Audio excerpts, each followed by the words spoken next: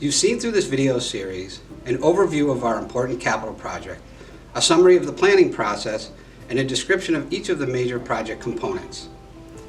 In this video, I'll share with you how school capital projects are funded in New York State, the financial plan for our capital project, and the tax impact of this project.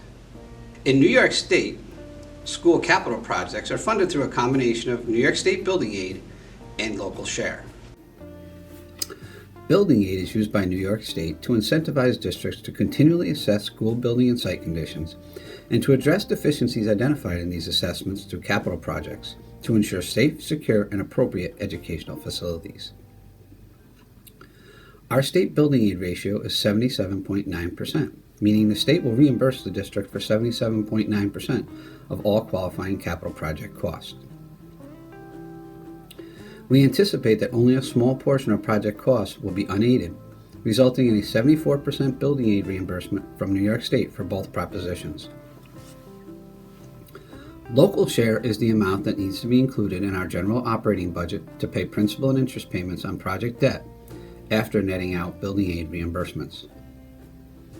Since we have determined that the expected building aid reimbursement on this project will be 74% and the remaining local share will be 26%. Determining our building aid reimbursement and local share costs are essential for project planning, as is careful project timing. School districts typically plan for new capital projects at about the same time the debt payments from prior projects are being paid off. By timing projects in this way, districts are able to use the local share that is already built into their budget from the prior project to fund the local share of the new project, thus requiring no budget or tax increase. In this example, the Warriors Central School District has a current project with a final debt payment of $1 million. The project has a 74% building aid ratio and a 26% local share. The building aid reimbursement will be $740,000, and the budgeted local share is $260,000. If the district coordinates debt payments for their new project to begin when the debt payments from the current project end, and if they also keep project costs at a similar debt level, in this case $1 million annually, there will be no need to increase the local share amount because the $260,000 already included in the budget is sufficient to support the new project's annual debt payments. Thus, no need to increase the budget or taxes.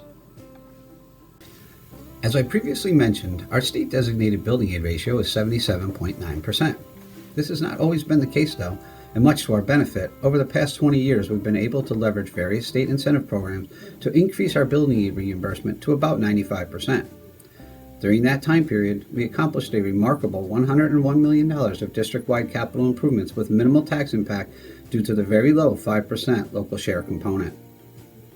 Unfortunately, we are transitioning from two prior projects with final debt payments occurring in 2023 and 2024 that were part of the series of capital projects with only a 5% local share, as compared to the 26% local share needed for this proposed project. Consider the previous example of the Warriors Central School District, but rather than a 74% building aid ratio, we increase it to 95% with a reimbursement of $950,000, and correspondingly we decrease the local share to 5% and the required budget amount to $50,000. As you can see from the example, transitioning from the current project with a $50,000, 5% local share, to the new project with a $260,000, 26% local share requires a substantial budget increase.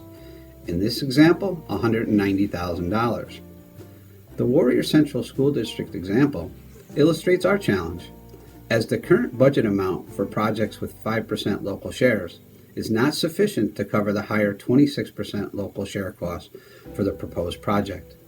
And while we benefited at that time from the 5% local cost sharing for these prior projects, if the proposed project is approved, we will need to adjust the local share up to 26%, which will result in a budget and tax increase. We will be able to lessen the tax increase by taking advantage of historically low borrowing costs that have allowed districts to recently issue 15-year bonds at less than 2% interest. Certainly, we would prefer to have this project be tax neutral, but there is a long-term benefit of transitioning to the 26% local share level at this time. recurring future capital projects can be planned with little to no tax impact by aligning new project debt from those future projects to the 26% local share that will be established by this proposed project. As you can see in the Berlin and Niskayuna examples, both citing no tax impact, districts commonly use this project timing and debt alignment strategy to undertake capital projects without increasing taxes. And so too, this project will set a no tax impact foundation for future Averill Park capital projects. Shown are the estimated tax impacts for Proposition 1, Proposition 2, and the total if both Proposition 1 or 2 approved for homes with fill values of $150,000, $250,000, and $350,000.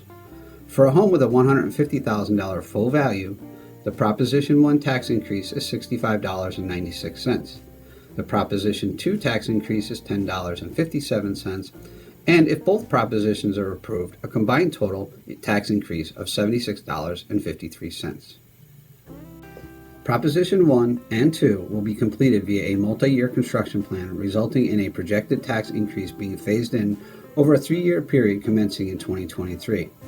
To view the estimated tax impacts specific to your property, we've developed a tax calculator tool that can be located at averillpark.k12.ny.us/tax calculator tool, all one word. I hope this information has helped you better understand our capital project financial plan. Thank you.